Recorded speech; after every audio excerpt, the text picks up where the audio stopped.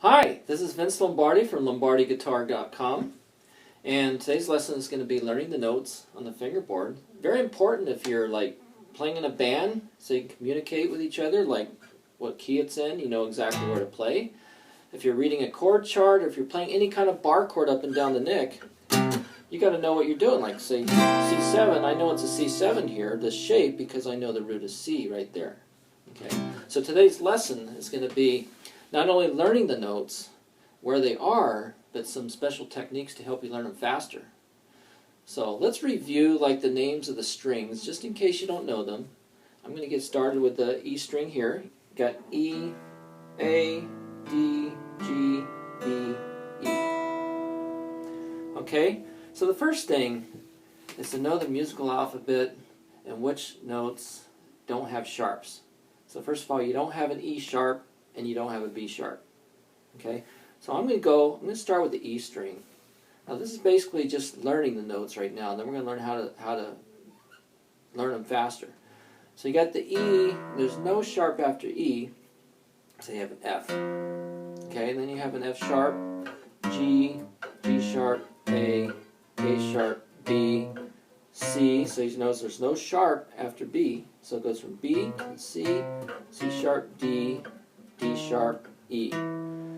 You'll see a double dot here. So that just means that it's an octave from the beginning. Like you have an E here, and it starts all over here. It's an E again. Then it goes back to F, F sharp, G.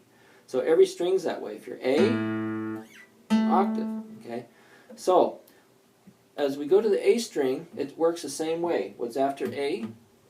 On this string, the sixth is A sharp, same thing. A's open. On the fifth string, A sharp, B, C, C sharp, D, D sharp, E, F, F sharp, G, G sharp, back to the double dot, that's A again.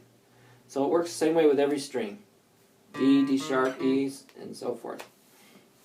Okay, now there's ways of learning this faster, because in the beginning you're not going to want to just say, okay, where's the A, F, or E, F, F sharp, G, G sharp, A. That takes too much time, so eventually you want to be able to find a way to memorize these. There's a couple of tips. First, knowing where the dots are. If you just think of the third dot as G, A, B. Very easy to memorize. If you're like learning it's easier than learning a phone number, for example. If you just think of this in your head, G, A, B, knowing after that is C. There's no sharp after B. Okay? C sharp, D, and then you can just kind of memorize just by knowing the dots. And same with the A string. A, you got the C, D, E, and you got an F, okay? That's one way. Another way is just applying chord progressions. Some of you may know bar chords and some may not. Well, like let's just say you do it, you know, an open chord song that goes G, C to D, okay? Apply the root notes or the bar chord by doing this, and maybe just doing one string, G, C to D. You can take any chord progression and just do the root notes, G, C to D, okay? Maybe it could be G, D, E, C, could be that, okay? You can do it that way, and you can do it on the sixth string, or you can try it on the fifth string. Say G, C, D. Okay, same here. G, C, D. Okay, now you can apply it with maybe using both strings. G, C, D. Or G, C, D. Now if you know the bar chords, G, C, D. Because I'm based on the root. Power chord.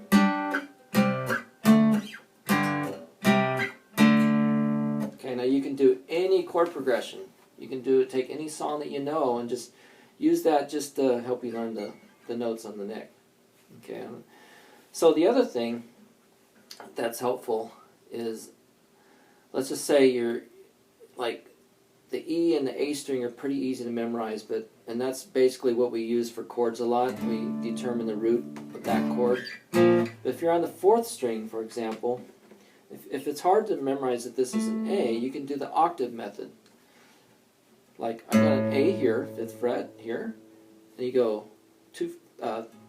3 frets down, 2 strings down, that's an A.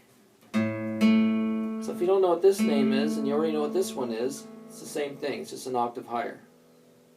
Okay, they're both A's. Same thing, here's a B, because this is a B.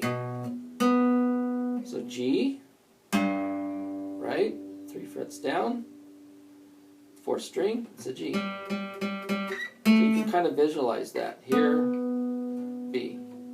Okay? Now let's just say you're on the 4th string, and you're trying to get the 2nd string notes. Actually, let's go down to the 5th string. Same thing, it's the octave method. That's a D, that's a D. That's an E, that's an E.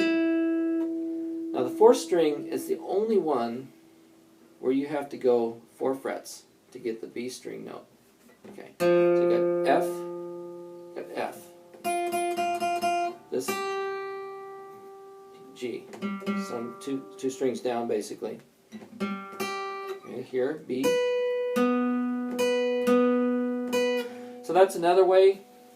And then another way would be just anything that you learn, like say scales, get in the habit of saying the notes. So you got A, B, C sharp, D, E, F sharp, G sharp, A. That's one way of learning. Any song you learn, if you're pretty experienced with reading tabs, get in the habit of saying the notes that you're playing in every song. Okay, like, say for example you learn this. That's D, C, D. So get in the habit of saying the notes and learning the notes as you go. Reading music is another important thing. If you can read music up and down the neck, that would be great. You're basically, you have to know the notes. Any position, be able to read in different positions of the guitar. So that's another source there. Okay? So, hope you enjoyed it, and we'll talk to you soon. Bye-bye.